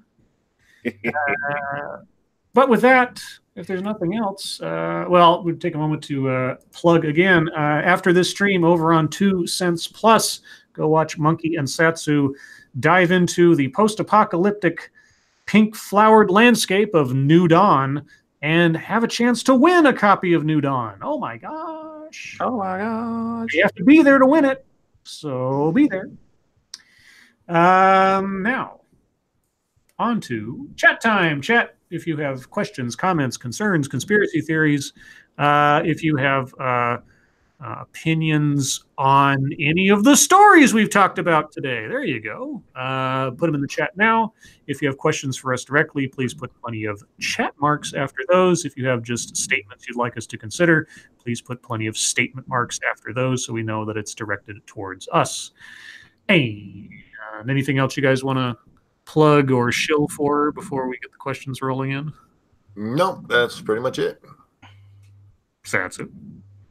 No, I am currently making the thumbnail though for the stream after Lords of the Night. Guys, subscribe to the channel if you haven't already, because this is going to be the start of the series, and you don't want to miss the first episode. Also, I've had in the last couple of weeks, I've had several people ask me what vampire RPG I've been talking about. I've put a link in Twitter for it, or at least a drive-through RPG if you want to take a look. I'll put it also in chat for those that want to take a look. Anyway, Pirates Creed says, is Hitler's brain in the basement of the UN? No, it is in a lab in Argentina where Dr. Mengele is still working on it all these years after escaping Germany through Project Paperclip. That's my story. I'm sticking to it. But you know about Project Paperclip? No. You should look it up because it was a real thing. I'm not making that up. Werner von Braun, he came over here because of Project Paperclip. Let's see. Quinn the Angry, Scribe Light. Have you ever had pimento cheese on toast? No. That was easy. Check Your Logic says, was George Washington an SJW? How about Albert Einstein? No. The term didn't exist back then. Albert Einstein was a physicist, mathematician, astrophysicist. Frosted Glass says, who is the all-time most sympathetic movie villain? Mr. Freeze. God. All-time sympathetic. I don't know. Would you call Michael Corleone a villain? Yes, he's definitely a villain. Yeah, he was the sort of the protagonist of the story, but yeah, he was the villain after a fashion. Sympathetic villain. Thanos. There you go. Yeah, I'm sticking with my first answer, Mr. Freeze. Satsu? Both of those answers, because I agree with both of them. Top Ramen Lewis says, if you have not played Far Cry 5, will Far Cry New Dawn make sense? Yep, it'll be fine. It'll make more sense if you play 5. It will make more sense if you play 5, but if you can enhance the experience by playing it backwards, because it'll be like, how did it get like this? You know what I mean? And I think you can enjoy it that way. Yeah, but playing, guys, if you haven't seen clips of New Dawn, don't watch them if you plan on playing 5 still. There are parts of New Dawn that ruin parts of 5. Right. RJ Bansma says, Scribe Light, why are SJWs so dumb to the point of being brain dead? Please explain. I don't think inherently social justice warriors are dumb. I don't think. I think that like any segment of the population that gets overrun by an ideological purity charge, but that doesn't make you dumb. You know, it might make you susceptible to manipulation, or it might make you a zealot for something, but that doesn't necessarily mean you're dumb. They're just zealots. That's the problem. Sorry, what? I said there's just zealots. That's the problem. Yeah, you can be an intelligent zealot. It doesn't make you, like I say, it doesn't make. I don't think social justice warriors are dumb. Let's put it that way. I think a lot of them are, but well, not like I said, not inherently. I don't think because if you would adhere to a social justice ideology, that is not immediately dumb. I may be skeptical of your critical thinking skills, but that does not then also lead to being dumb necessarily. Anyway, I'm hedging my bets because there are no sort of broad statements you can make about people necessarily. Necrosol says, in New Dawn, scavenge or keep the chop shop? I don't know what that means, but monkey. When you scavenge, all it does is make you redo what you just did, and you get better rewards. So keep scavenging it as many times as you can. Okay. Let's see. Suicide Grunts of America. Interesting. Lords of the Night. I have taken one of my friends under my wing. I will try my best to inform him on political issues so that way he can know what's happening. What should I inform him on if he wants to know? Let him figure it out for himself. I don't like that phrasing. Yeah, you want to inform him. Encourage him to check out multiple sources. Tell him to do his own research and encourage him to check out multiple sources. Yeah, inform him of principles of analysis, not on how to think about politics. And I know maybe that's not what you meant, but that's how it kind of comes across. Let him make up his own mind, and also assure him that he's your friend.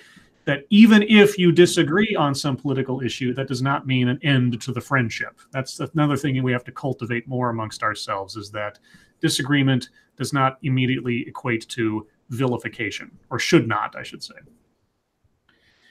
Let's see. Jenna P says paper plate.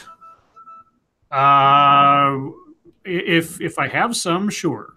They're a good source of fiber. I don't know. I need context. Elsewise. Pirates Creed, is Far Cry New Dawn worth it for people who have never played Far Cry like me? Oh, never played Far Cry at all. Monkey? I would recommend 5. As a starter kit? Yeah. 3 definitely. 3's great, but for at least for New Dawn, if you want a continuation and sort of have a basis for what's going on in New Dawn, you probably want to play 5 first. I just recommend it. From what I've played of New Dawn, I would recommend 5 over New Dawn. Okay.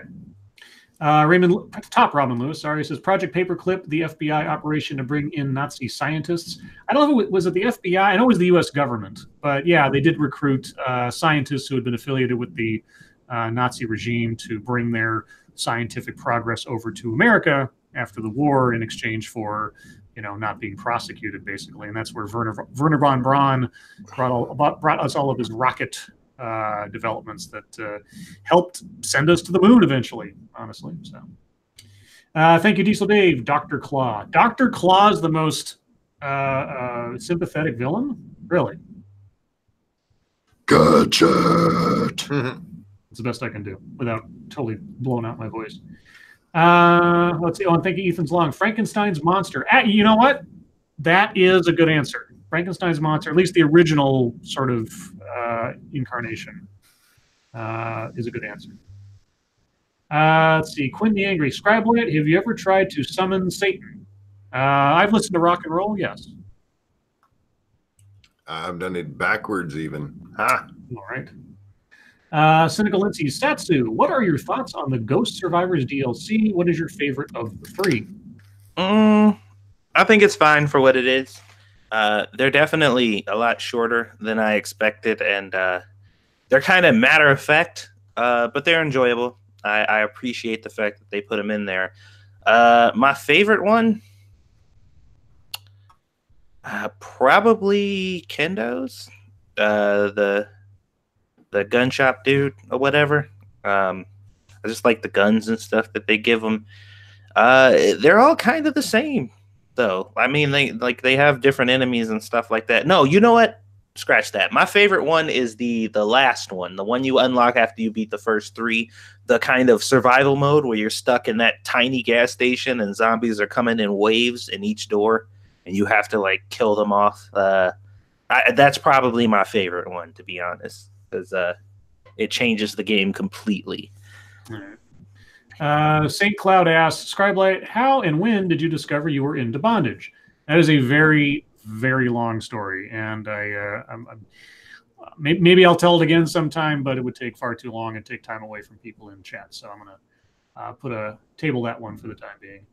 Let's see. Opinionated Gulf City Scotsman. Do you think Trump will win next year? I think he has a good chance unless the Democrats really pick a winner out of their field, and that winner can somehow counter not only the baggage the Democrats are making for themselves as we speak, but also Trump's ability to undermine his opponents. What do you guys think? Unless it's Trump's to lose right now. Unless he does something really fucking stupid, yeah, he'll win. And that bar is so low at this point. Or sorry, I should say so high, given how much tolerance we've been built up over it. Yeah, I think he's got a good chance. Top Ramen Lewis, ruin Far Cry 5. How? Well, because the events in New Dawn refer back to things that were the resolution of Far Cry 5. So if you don't want to know details of what happened in Far Cry 5, you don't want to play New Dawn first. Yeah, the very direct sequel. New Dawn already. Yeah, the circumstances that you're placed in New Dawn give away the ending, the specific ending of Far Cry 5, but there are also characters and references and things in there that will also tell you certain things that already happened. Right. Let's see. Stacey Gardner says, Scribe, why are SJWs so much like useful sheep? Because they are to ideologues that want to push a narrative or an agenda. Anybody who's latching on like a sycophant in order to feel like they're being the righteous ones or doing the right thing. Oops, and the cops are after me. And I've said this before, a lot of what fuels people who get involved in social justice aren't evil intentions or evil thoughts or anything. It's, everybody at their core, in one way, shape, or form, well, I should say every civilized person, let's say, wants to do good, wants to be the hero in their own story and conceivably someone else's. So their intentions are good, but as we know, the road to hell, etc. And people who want to push an agenda either for power or money or recognition have no problem accepting people to do their bidding if they say, this is the issue you guys need to be shouting about so I can get my way.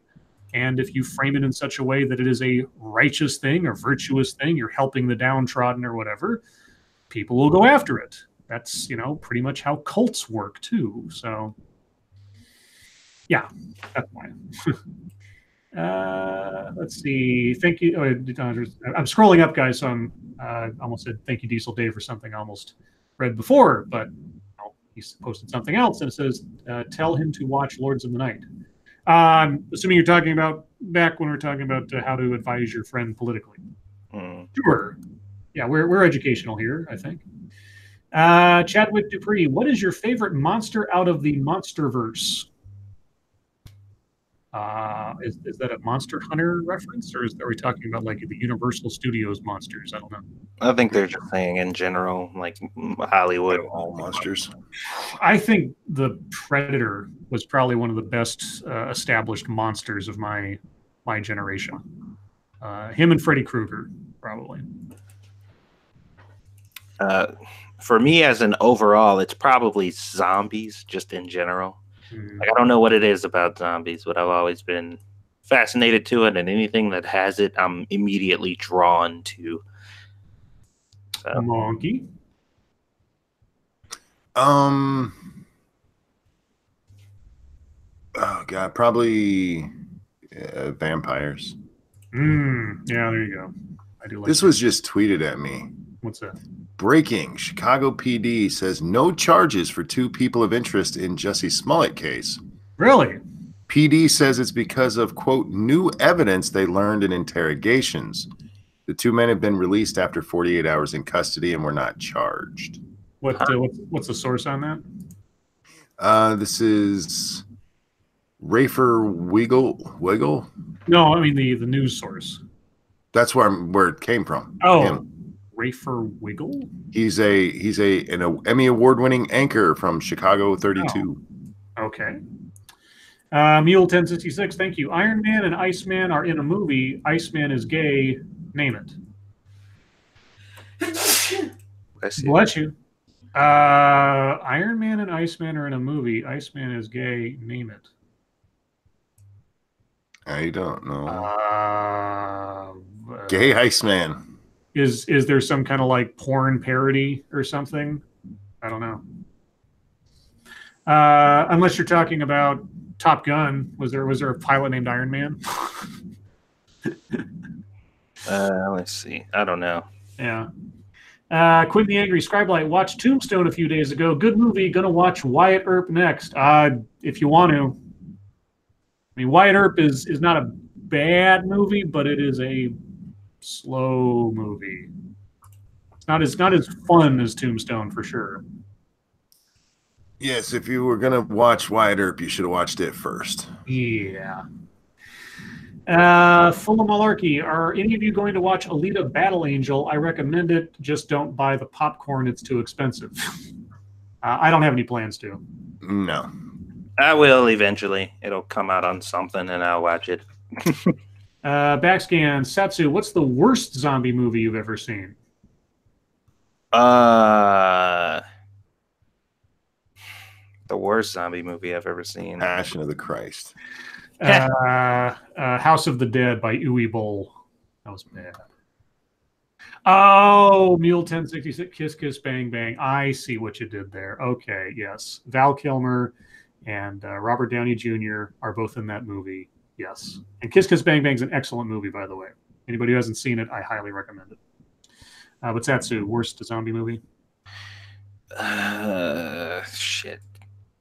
Oh, fuck. What was that movie? God damn it. I don't know. It was a movie Squishy made me watch on Netflix. It was terrible. God damn. Tales from the Hood 2? You still ain't watched that yet. I still don't know. I still haven't. I wonder why. You need to watch that damn movie, man. I know you'll hate it, but you'll like it. Like I know it's one of those movies you're gonna be like, "Fuck, that was terrible," but I enjoyed it. I don't know, man. I can't remember what it's called, guys. I know it was on Netflix and it sucked. It doesn't help. Adabisi says, do you guys ever feel some friends in your personal life use falsehood to try swaying you during politics? Yes. Yeah, Monkey does all the time. No. Not anymore. Like, I mean, I've kind of distanced myself from a lot of people that went completely social justice bug nuts back in the day, so not as much anymore. In the past, a bit, but not so much anymore. No, people don't try that shit on me. Raymond Lewis says, worst zombie movie, Zombieland. I like that movie. It's a funny movie. I mean, I don't know if I call it a zombie movie. It's more of a comedy. I mean, there's zombies involved, but they're making a sequel, you know. That was entertaining. Yeah. Zombie Strippers says Vortex. Dang, I missed that one. Yeah, somebody gave me a copy of that one. It's Jenna Jameson, like Zombie Strippers or whatever, or something like that. I've never watched it. I have it somewhere. I got it as a gag gift one time. Let's see. Frosted Glass says all-time least sympathetic movie protagonist. Least sympathetic movie protagonist. Rey.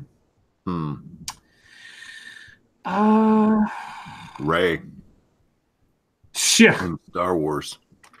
Yeah. Don't give a fuck about her at all. God, there was, you know, I remember not too long ago, I was talking about some character who, they're trying to make the hero. Oh, Jessica Jones. I know it's not a movie per se, but Jessica Jones in Netflix, especially in the first season, she is the most unlikable character and does some completely unredeemable things, and yet we're supposed to be cheering for her. Yeah, no, that's what made that show even worse to watch, just on the basis of the plot itself, is that the character was completely unlikable and not even like a gray area you could sort of get along with what they're doing, Punisher-esque type character. No, she was just a horrible person. It's like, ugh. Anyway. Rose in Titanic. No. I'll never let you go. Proceeds to let him go. Yeah, I'll let him go. Bye. You're frozen. You don't know anymore. Full of Malarkey. Favorite B movie? Probably Near Dark. I mean, I would call that a B movie, even though the ending sucked. I like Near Dark a lot. No clue. No. Satsu? You know better. Let's see. No one, nowhere. Why would a victim require a defense lawyer? That's another story that broke apparently right before we went to air from the same Rafer Weigel guy. Mm-hmm. High-profile Chicago defense attorney Michael Monaco let it be known he was representing Jesse Smollett on Ryokan radio show today. Monaco also represents Michael Cohen. He is considered one of the best defense lawyers in the country. Interesting. Okay, things are aligning in a very interesting way. If that guy's reporting is true, but I'm sure we'll find out more in the days to come, or in the next 10 minutes, the way things are going. RJ Bansma, worst sci-fi movie of all time. Well, if you want to go like for literals, probably Plan 9 from Outer Space. The Last Jedi. Star Trek: The Motion Picture. I don't hate that movie. Sucked. I don't hate it. I don't hate it. I've had people convince me that it's not. Well, I've had people who are very big Star Trek fans. I'm not as big enough of a Star Trek fan to necessarily appreciate any of the Star Trek movies as much as a Trekkie.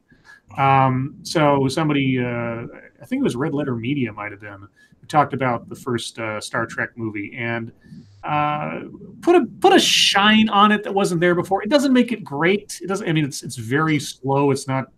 It's a very methodical kind of movie, kind of boring, kind of deep or something.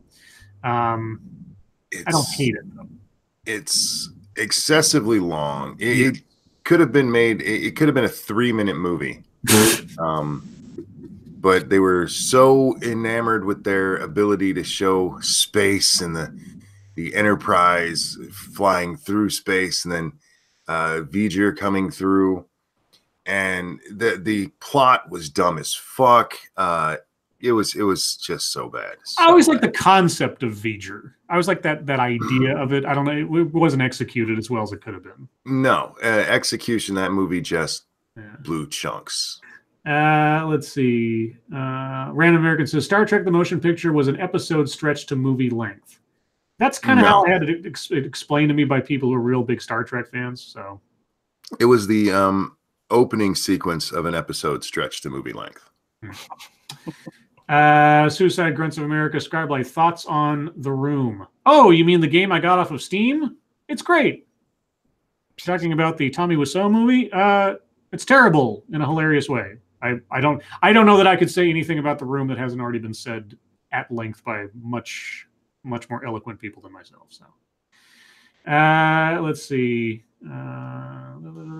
Frosted Glass says, you're on the Titanic going down with no hope of survival. What do you do in your last moments? Have sex with Kate Winslet. I don't know. My last moments, try to find a flotation device, try to get onto one of the boats.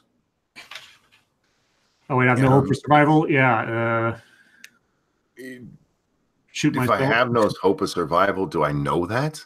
Yeah, if I have no hope for survival, I'd rather shoot myself rather than die freezing to death in water.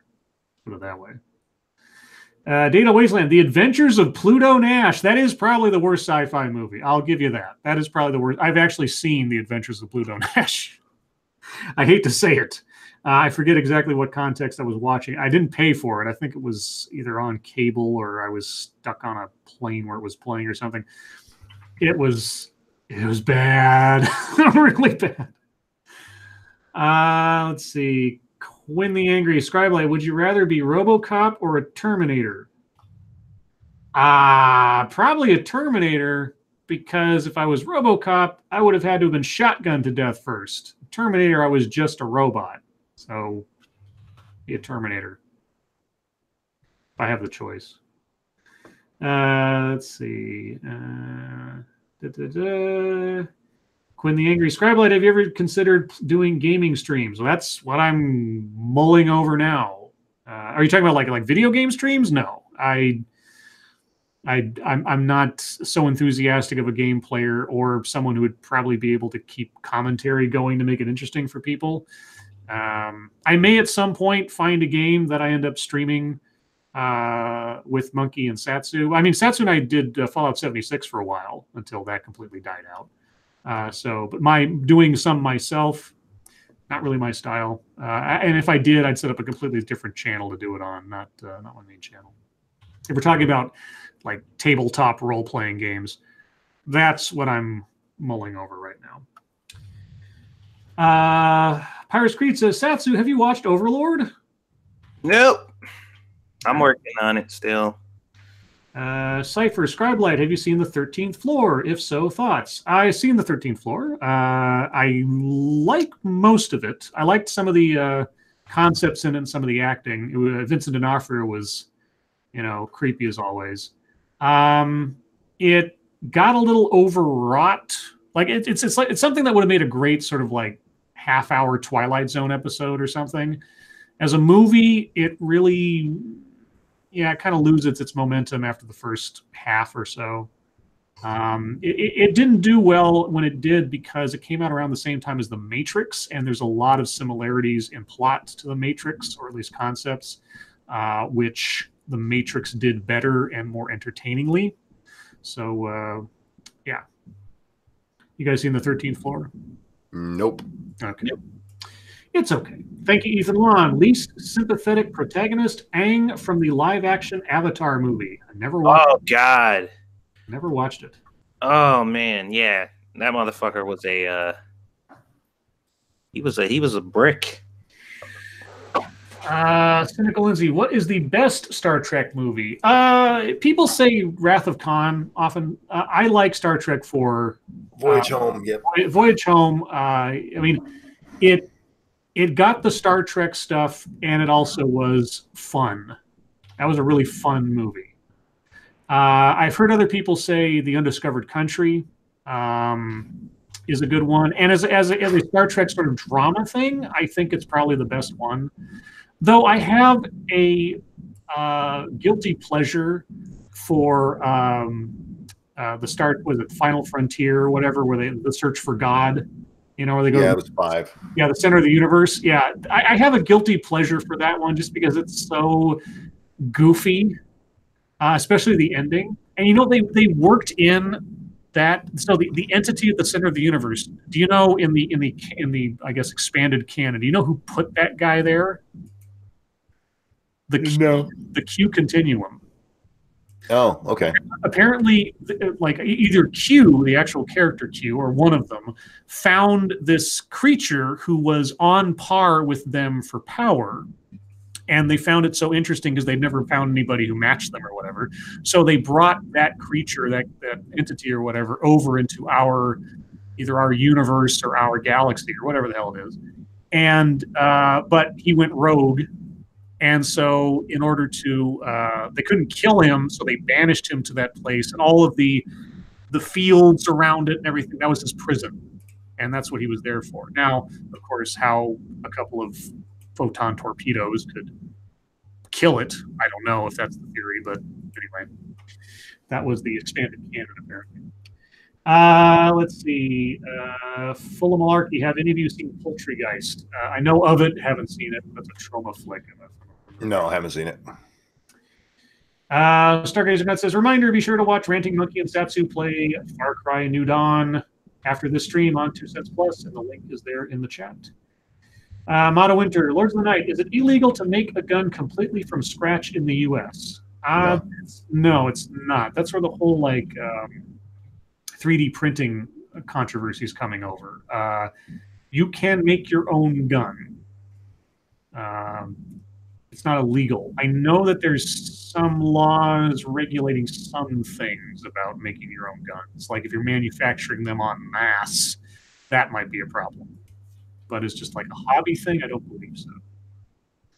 P-Dog Knight, breaking per Twitter, the Colorado jogger who was attacked by the mountain lion said the cat yelled, "This is MAGA country." Nice. Now, I gotta say, that was one thing I put on Twitter today that I forgot to mention. There was a headline saying, man who survived mountain lion attack tells his story or something. And I said, no. Man who survived mountain lion attack is a stone cold badass. That's what that guy is. I heard his story on the radio today, and it was just nuts. It was like, he said, the whole thing lasted 3 minutes, but it was practically a lifetime.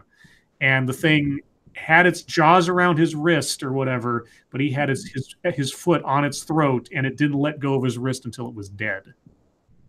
That guy is so lucky, but damn. He's a badass.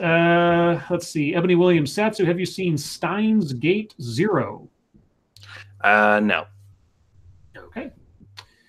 Let's see. Chat jumped, guys, so repost your questions if I missed anything. Moonshock says, does anyone else hear this whooshing noise coming from someone's mic? Yeah, it's probably Satsu, his gain. I think. Maybe. Let's see. Faithless says, Meowga country. Let's see. Tyler Lalonde says, the 3D printed gun bill actually has nothing to do with 3D printed guns. Oh. Okay. I don't know. P-Dog says, not my joke. 'Twas a tweet today. Still a good joke. That's still funny. Excuse me. Let's see. 5-minute warning, guys. So any other questions, comments, answers, conspiracy theories? Yeah, so the Associated Press is also reporting the Chicago police have released without charges 2 men questioned about the reported assault of Vampire cast member Jussie Smollett. So those guys have. Now, if they turned over evidence or gave testimony, and that's why they're not being charged, well, I guess we'll find out. Quinn the Angry, Scribe Light, can you scream con? I can, yes. You didn't ask, will I? Let's see, Baxing says, that air noise is coming from all of you. When you talk, it sounds like wind in the background. Okay, I'm going to mute myself, and we'll see what happens. Yeah, then we have dead air. No, what happens is there's something, Satsu's mic picks up something with our voices. Satsu, mute yourself for a second. Okay. And see, now you won't hear it. Yeah, it's Satsu's mic picking up when we talk, like through his headphones or something. I don't know, but yeah, it's all Satsu's fault. Let's see, Quinn the Angry. You can unmute now. There you go. Scribe says, "Scribe, will you? Sure, con." Okay, there you go. Deuce Dave, how come you skipped my second super chat? I did. I didn't mean to. Is your second one? I don't know how far back that was. I'll have to get my super chat list up here. 1 second.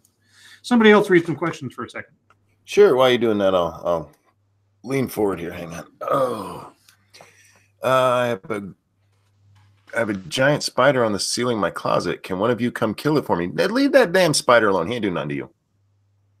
Everybody's so damn afraid of spiders. I saw one video where dude was like, I think it was titled like "Spiders Aren't So Bad," because there was a spider in his room, like up on the roof, and he like zoomed in, and when he zoomed in close enough, like I thought they were gonna show like this, disgusting zoom in of a spider, but this cute little spider popped up, was like, "Hello, guy, I'm protecting your house from other bugs. How's it going?"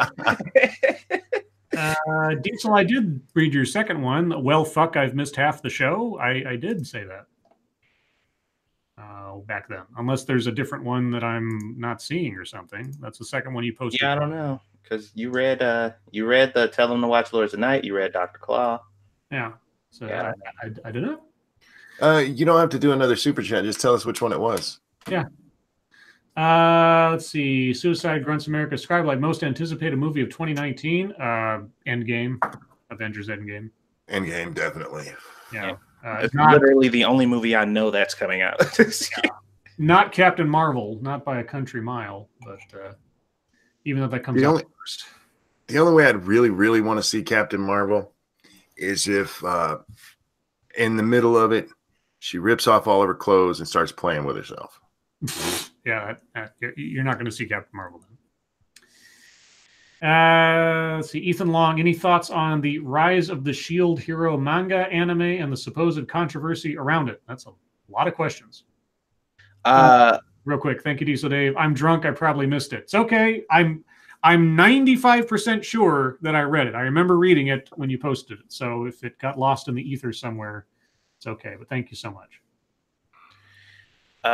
Shield Hero anime is fucking excellent. The manga is even better. It's one of the few shows that actually got me to watch the manga, because I usually don't like to read manga or whatever, but this show, it is really good. Go watch it. The controversy is bullshit. People are upset because the dude got accused of rape, and he was completely fucked over in that show. And the controversy is, well, nobody falsely accuses people of rape. That's not real. So there you go. All right, and we'll end on a breaking news story. Payless is closing all of its 2,100 U.S. shoe stores. Oh no! Why? They should have kept the money from those fucking bloggers. I know. They should have. They opened up the little boutique stores. But anyway, guys, with that, it is the end of the show. So remember, just in a few minutes over on 2 Cents Plus, you can watch Monkey and Satsu play New Dawn and have a chance, if you're watching, to win a copy of New Dawn, all for yourself.